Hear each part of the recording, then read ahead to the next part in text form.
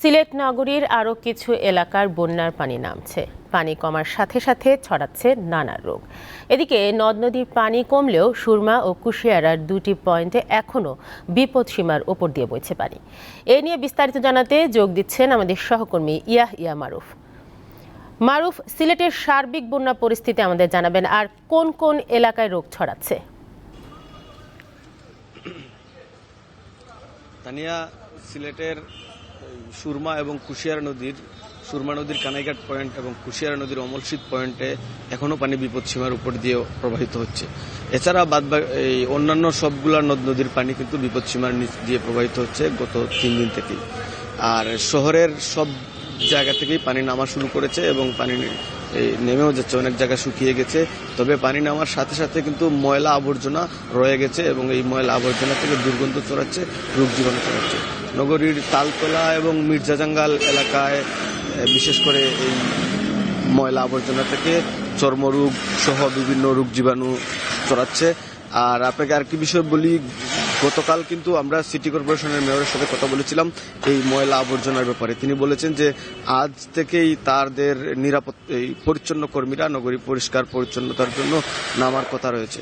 আরেকটি বিষয় তা নিয়ে আপনাকে বলি, গতকাল সন্ধ্যায় সিলেটের বিভাগীয় কমিশনারের কার্যালয়ে বিভাগীয় দুর্যোগ ব্যবস্থাপনা কমিটির একটি বৈঠক অনুষ্ঠিত হয়েছে। সেই বৈঠক থেকে বিভাগীয় কমিশনার আমাদেরকে জানিয়েছেন যে কৃষি এবং মৎস্য খাতে বিপুল পরিমাণ ক্ষয়ক্ষতি হয়েছে। এছাড়া অন্যান্য যে ক্ষয়ক্ষতির পরিমাণটা এখন সুনির্দিষ্টভাবে নিরূপণ করা সম্ভব হয়নি। পানি কমার পরপরই তারা তাদের কর্মচারীদেরকে ক্ষয়ক্ষতির পরিমাণ নির্ণয় করার জন্য নির্দেশনা দিয়েছেন। আর ত্রাণের যে বিষয়টা, ত্রাণ তৎপরতা প্রশাসনের পক্ষ থেকে চালানো হচ্ছে। তবে বরাবরের মতো ত্রাণ প্রত্যাশীরা, বানবাসী মানুষরা আমাদেরকে জানিয়েছেন যে পর্যাপ্ত পরিমাণ ত্রাণ তারা পাচ্ছেন না। আরেকটি বিষয় আপনাকে বলি, তানিয়া, পানি কমার সাথে সাথে কিন্তু ওই উপজেলা পর্যায়ে গ্রাম অঞ্চলে মানুষের দুর্ভোগ আরো বেড়ে যাচ্ছে। অনেকের কাঁচা ঘরবাড়ি একদম ভেঙে গেছে, তারা নিঃস্ব হয়ে গেছেন। তারা তাদেরকে সরকারের পক্ষ থেকে স্থায়ীভাবে সাহায্য করার জন্য এবং তাদের এই ক্ষতি পুষিয়ে ওঠার জন্য ওই সরকারের কাছে অনুরোধ জানাচ্ছেন। তানিয়া, এই ছিল আমার কাছে সিলেট থেকে সর্বশেষ। মারুফ, ধন্যবাদ। সিলেট নগরীর আরও কিছু এলাকার বন্যার পানি নামছে। পানি কমার সাথে সাথে ছড়াচ্ছে নানা রোগ। এদিকে নদ নদীর পানি কমলেও সুরমা ও কুশিয়ারার দুটি পয়েন্টে এখনও বিপদসীমার ওপর দিয়ে বইছে পানি। এ নিয়ে বিস্তারিত জানাতে যোগ দিচ্ছেন আমাদের সহকর্মী ইয়া মারুফ, সিলেটের সার্বিক বন্যা পরিস্থিতি আমাদের জানাবেন, আর কোন কোন এলাকায় রোগ ছড়াচ্ছে? তানিয়া, সিলেটের সুরমা এবং সুরমা নদীর কানাইঘাট পয়েন্ট এবং কুশিয়ারা নদীর অমলশীত পয়েন্টে এখনও পানি বিপদসীমার উপর দিয়ে প্রবাহিত হচ্ছে। এছাড়া অন্যান্য সবগুলা নদ নদীর পানি কিন্তু বিপদসীমার নিচ দিয়ে প্রবাহিত হচ্ছে গত 3 দিন থেকেই।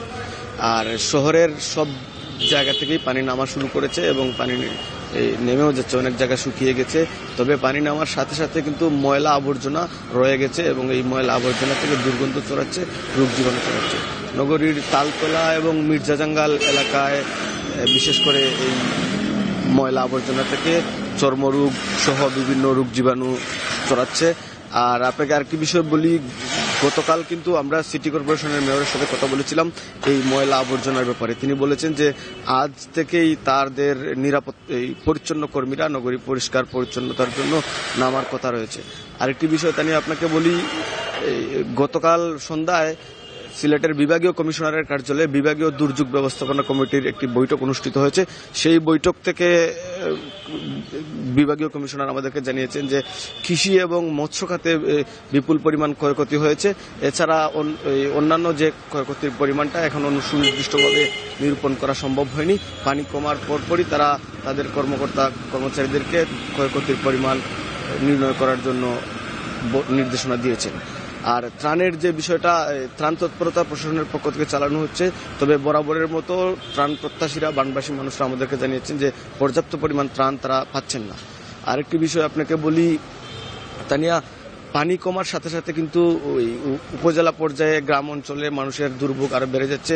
অনেকের কাঁচা ঘরবাড়ি একদম ভেঙে গেছে, তারা নিঃস্ব হয়ে গেছেন।